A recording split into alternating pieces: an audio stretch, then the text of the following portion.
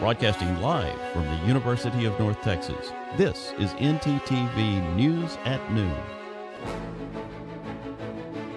The war in Iran enters its 18th day, with U.S. representatives speaking out. Postmaster General David Steiner reported that the USPS will run out of cash in less than 12 months. UNT student government elections start today.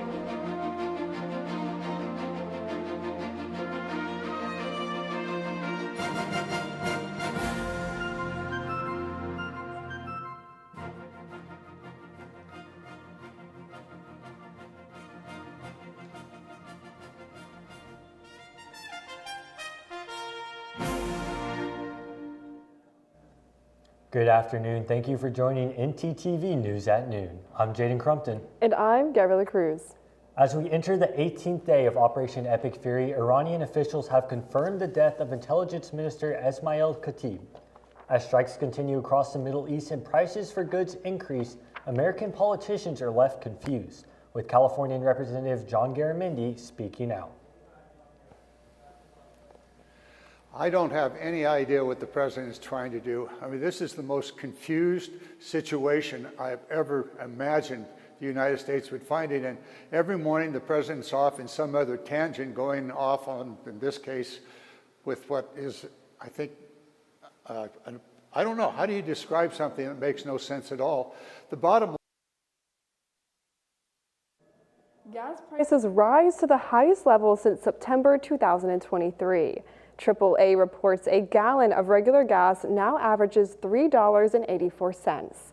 The U.S. is experiencing one of the fastest gas prices increases due to the war in Iran, on par with the aftermath of Hurricane Katrina.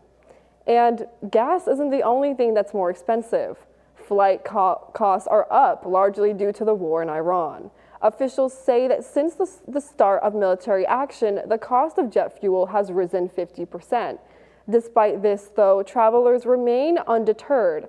During an investor conference on Tuesday, executives from most major U.S. airlines said ticket sales remain strong during the first 2 months of 2023.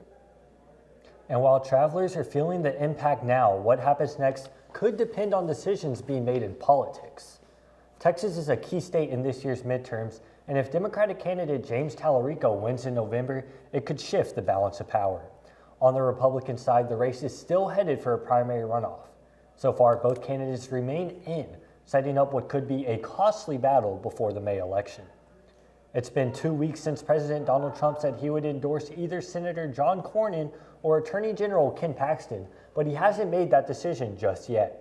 Trump has also urged the losing candidate to drop out and unite Republicans against Tallarico. Paxton says he won't leave the race unless Republicans pass the SAVE Act, a bill that would require proof of citizenship to register and photo ID to vote. Cornyn has previously supported the filibuster, but says he's open to dropping it to pass the bill.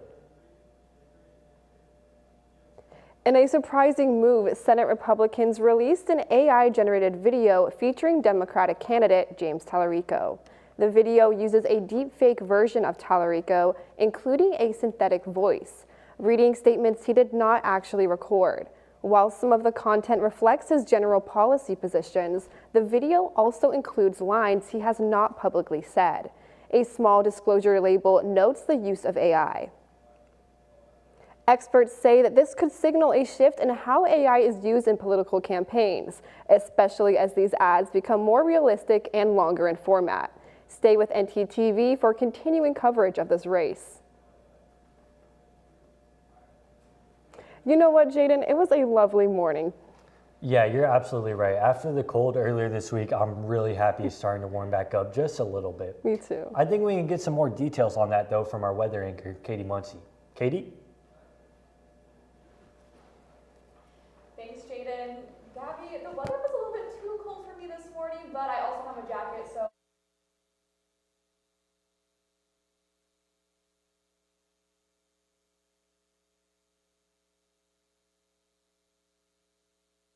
Per hour, so still a little chilly. Maybe you want to wear a sweater whenever you walk out of the house today.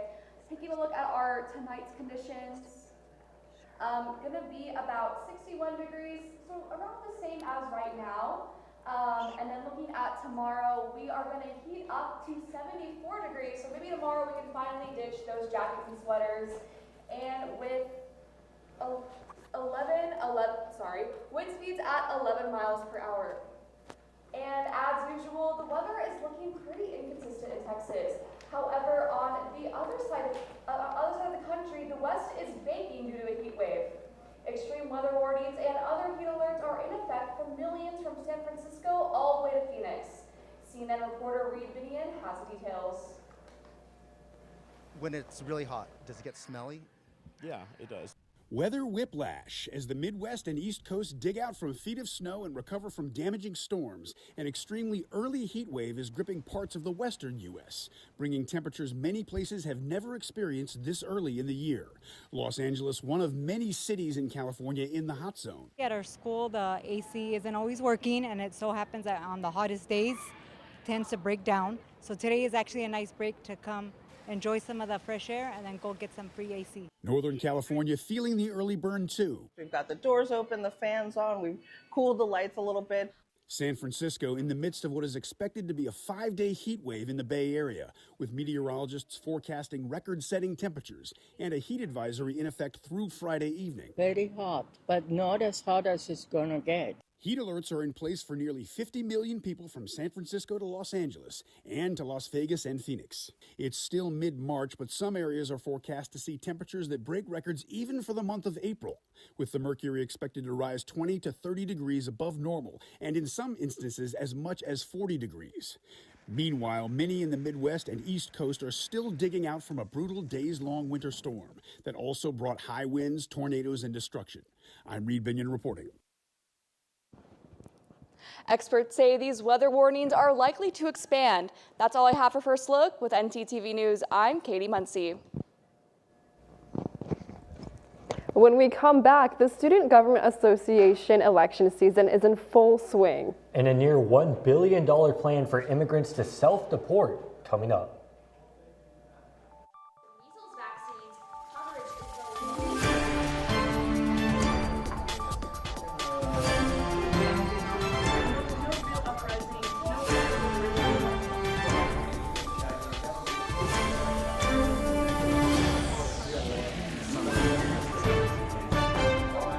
Good evening, and thank you for joining us on NTTV Nightly News. I'm Edison Stewart. And I'm Alexandria Teeters.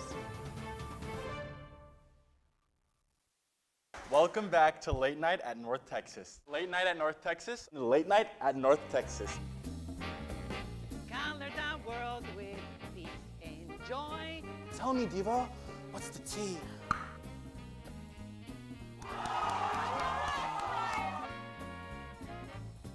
My niche of drag is dumb. The spirits have guided you to me.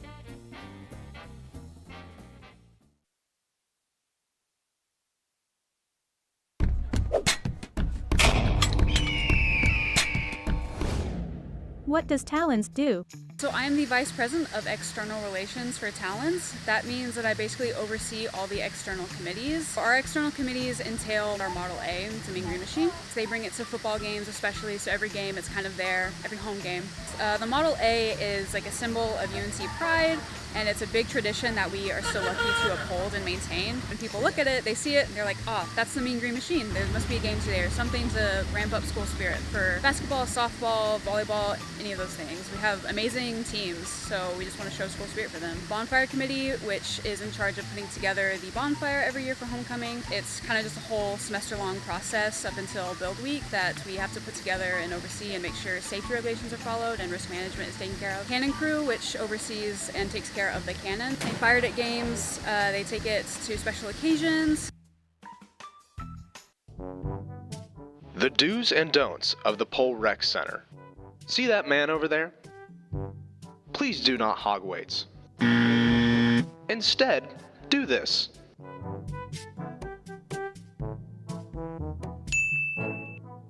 Another important part is having an attentive spotter. See, here is an example of a non-attentive spotter. Instead, do this.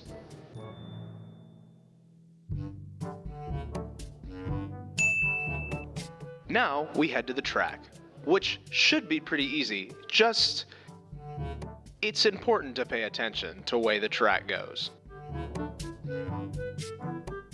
Remember to wipe down the equipment after you're done using it. The towels are provided by the gym, so it's pretty easy to wipe down the equipment when you are done. Thank you for using the Pole Recreation Center.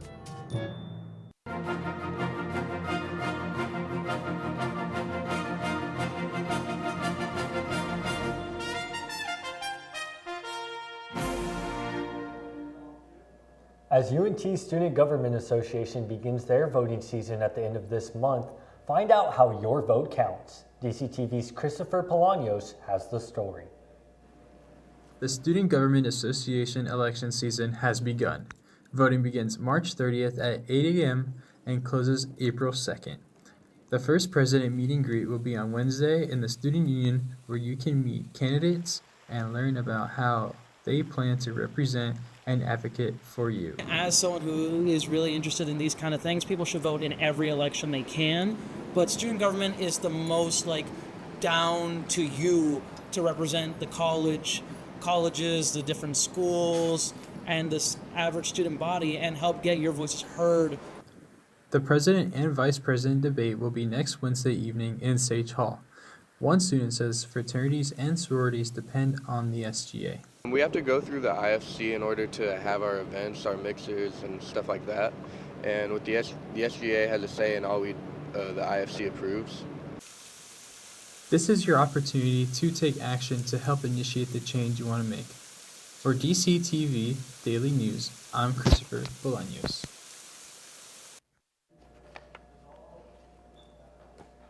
The Student Government Association sure has a very busy schedule these next 2 weeks.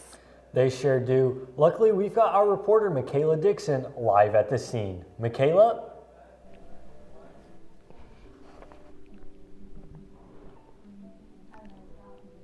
Thank you, guys. I'm here in the Union in room 339 where SGA is having a meet and greet. A chance for you to meet the president and vice president for the future candidates. Before you cast your votes, the voting will start March 30th and closes April 2nd. SGA will also be hosting another meet and greet tomorrow, so be sure to stop by and come get to know your future president and vice president candidates. I'm Michaela Dixon, and back to you guys at the desk. Thanks, Michaela. While talks of the budget cuts and deficits hang over the heads of UNT students, there's other developing issues which will impact the Mean Green student body in an entirely different way as the university changes its nighttime transportation system on campus. With more, NTTV's Haley Stronum. I'm not really sure what they were thinking.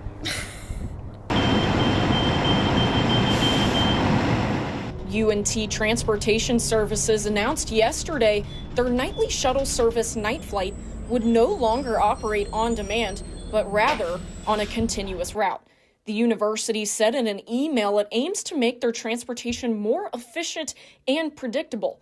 However, it's not that simple for UNT students and staff. It's gonna take longer to get back to your dorm, number one, and I don't know if I feel safer having to sit there and wait on a little thing to show up, because if you're not at the stop when they show up, they're moving on.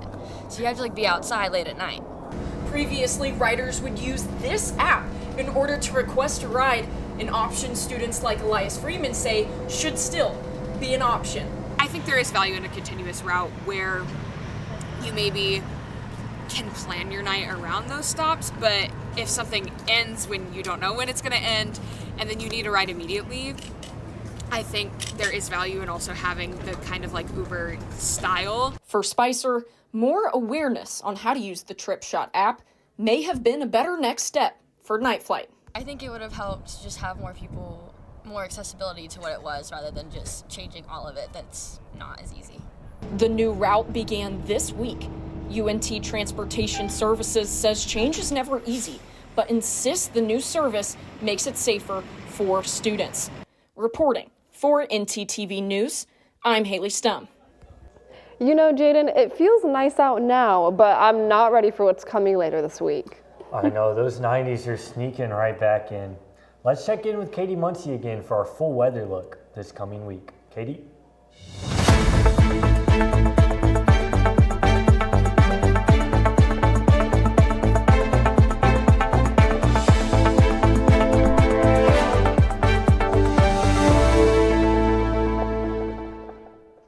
Thanks, Jaden. We do have some warmer weather on the way. Unfortunately, not today, but it is coming.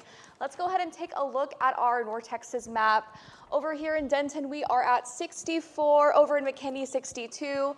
Lots of low 60s at our map today. Up north, 64 in Gainesville, 63 in Bowie. Over here in Graham, we are looking at 65. Down here in Stephenville, 63. And then looking over here in Paris, we are at 63 and 62 in Sulphur Springs. Now let's go ahead and take a look at our state map. Up in Oklahoma City, we are at the high 60s at 68. In Amarillo, we are all the way at 73. And over in El Paso, we're actually all the way up into the 75-degree weather. And then over here, we are still in that low 60s in Shreveport at 63, and then 68 in Houston. Now let's take a look at our 7-day forecast. All right, tomorrow we are going all the way back. So tomorrow it looks like we are going all the way back up to 90 to 92 on Thursday. We are going to stay in the 90s on Friday and Saturday. We are going back down to 81 on Sunday, and then we are going to stay in that low 80s from Monday. And then Tuesday we're going to be in the high 80s at 87. That's all I have for full weather. Back to you guys at the desk. Thanks, Katie. The Department of Homeland Security has in the works a $915 million plan for immigrants to self-deport, and 72,000 immigrants have utilized the program. The president says the initiative is critical. However, those who self-deported under the program represent a fraction of those who have left voluntarily. The administration claims more than 2 million people have self-deported since the crackdown began. The DHS says many others have left without any incentive. One of the United States' most important government services is quickly running out of cash. The Postal Service is at a critical juncture. At our current rate, we'll be out of cash in less than 12 months. So in about a year from now, the Postal Service would be unable to deliver the mail.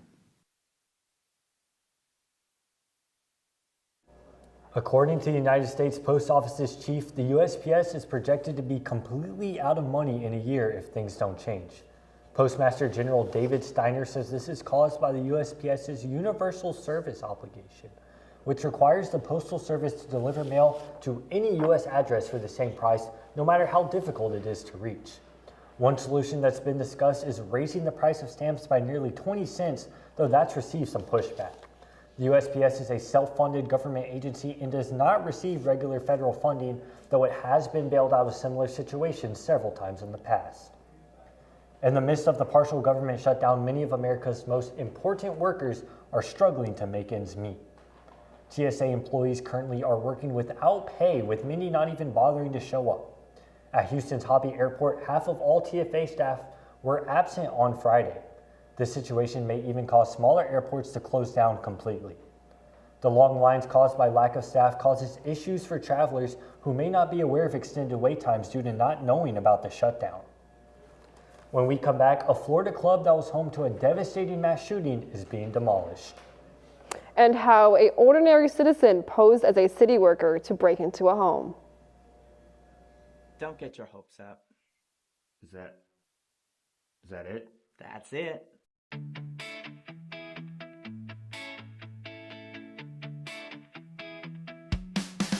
Nothing can stop me now! Yeah.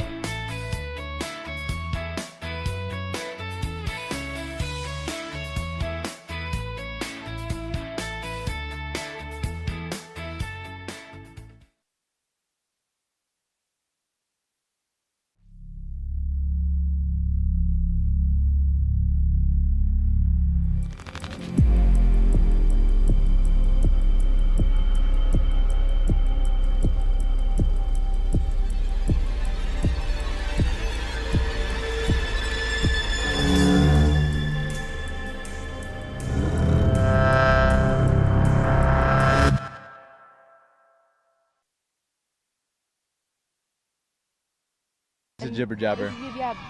Yes, jibber jabber. Jibber Jabber is a man on the street indie TV show for Instagram that's in its 7th season. With 2 hosts, 1 comfy chair, and a Would You Do Something bowl. Pretty much the gist of our show is that we're going to be inviting UNT students, all of our lovely family over, and we're going to be talking to them. And when we run out of things to say, we're going to ask them, would you do something? I think we're ready to do something. Fortnite son or Minecraft daughter?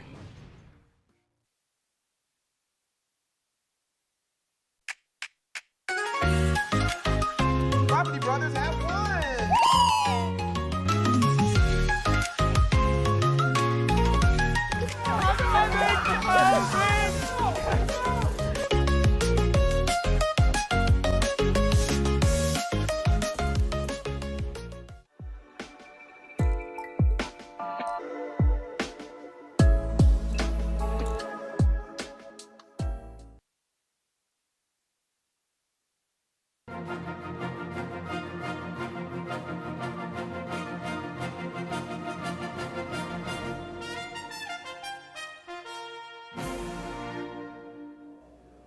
As of this morning, crews have began demolishing the Pulse nightclub in Orlando, Florida, where one of the worst mass shootings in American history took place in 2016.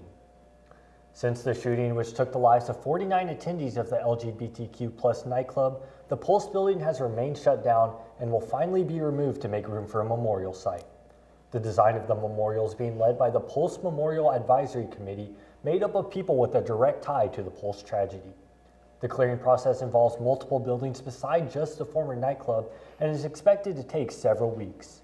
For friends and family of those killed and surviving victims, this is a big step in making sure this tragedy is never forgotten. Police in Bel Air are investigating an alleged impersonator accused of posing as a city worker to gain access to a home and steal jewelry from a retiree. CNN reporter Jason Miles has more on the story. Bel Air homeowner Donna Burnett, nice, polite young man, says she never suspected anything nefarious when someone claiming to be a City of Houston employee came calling last Friday. Just as sweet a young man as you would care to meet. But not so nice, turns out. No, not so nice. He turned out to be a thief. She says the man said his crew struck a natural gas line and that it might be mixing with a water line, potentially contaminating her water, which he needed to supposedly test.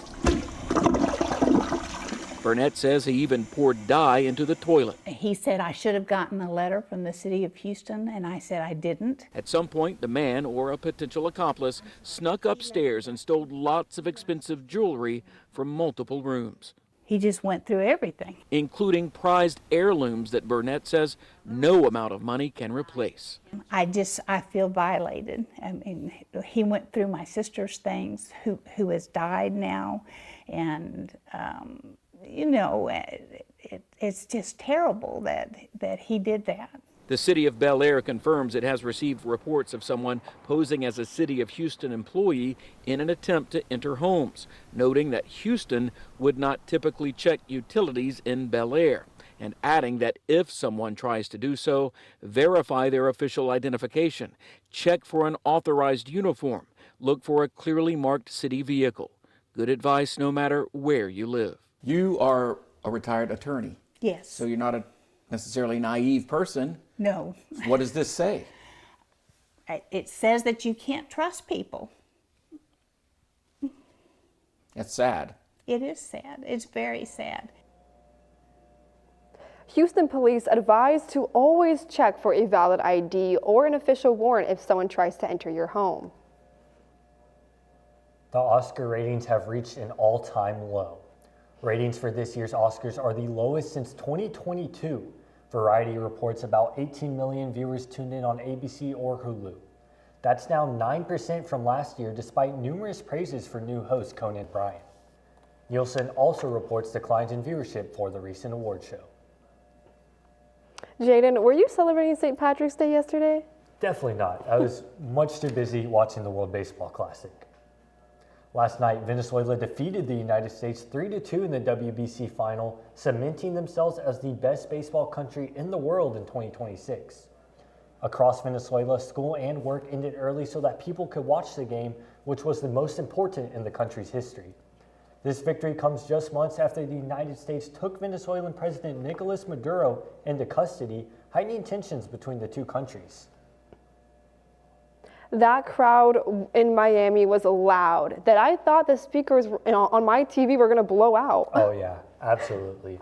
Random question for you, Gabriella. Yeah. You like cats? Oh, of course, Jan. I love cats. I think you're gonna love this then. In Baltimore, a missing cat reunites with his family after 5 years. Here's the story. Her little face. Artemis. This is Artemis. She's afraid of the camera, so she's hiding under the bed. Hiding seems to be her specialty. You probably never thought you'd see her again. No. Yeah, I God, didn't no. think so. There's no way. It was September of 2021 that Artemis, who's an indoor-outdoor cat, never came back to her Hickory home. Her owners, Melissa and Brooke Garcia, made flyers in a desperate attempt to find her. I posted them around the neighborhood, rolled them up, put them in people's doors, knocked, and I got nothing. Fast forward to now, 5 years later, a woman comes into the Harford County Humane Society with a cat she found in her unfinished basement.